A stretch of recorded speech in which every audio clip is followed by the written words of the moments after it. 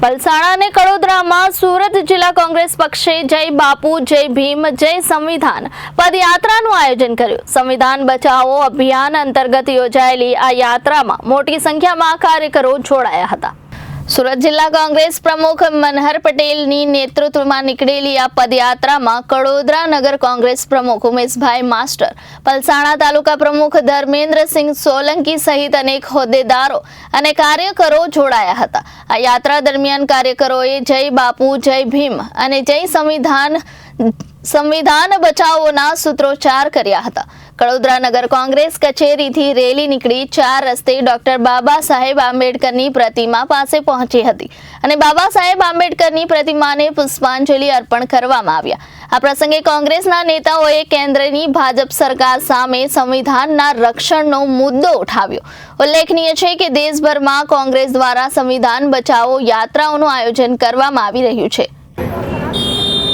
ગુજરાત પ્રદેશ કોંગ્રેસના આદેશ અનુસાર સમગ્ર ગુજરાતમાં જય બાપુ જય ભીમ જય સંવિધાન કાર્યક્રમ આપવામાં આવ્યો છે। આ દેશમાં બાપુની વિચારધારાને ખતમ કરવાનું સુવ્યવસ્થિત કાવતરું ચાલી રહ્યું છે। આ દેશમાં વંચિતોના મસીહા, બંધારણના ગરવાયા બાબા સાહેબ આંબેડકરનું લોકસભામાં હરહરતું અપમાન કરવામાં આવી રહ્યું છે, ત્યારે બાપુની વિચારધારાને અકબંધ રાખવાને વિચારધારાને આગળ લઈ જવા, ભીમરાવની વિચારધારાને આગળ લઈ જવા અને આ સંવિધાન જે દિવસે ને દિવસે ખતમ કરવામાં આવી રહ્યું છે, સંવિધાનની રક્ષણ માટે આ કાર્યક્રમો આપવામાં આવ્યા છે। આજ રોજ સુરત જિલ્લાના પલસાણા અને કડોદરા નગરનો એક સંયુક્ત કાર્યક્રમ કરવામાં આવી રહ્યો છે। અહીંયા મારા મા બહેન ખૂબ મોટી સંખ્યામાં ઉપસ્થિત છે। આ વિસ્તારના કાર્યકરો ઉપસ્થિત છે।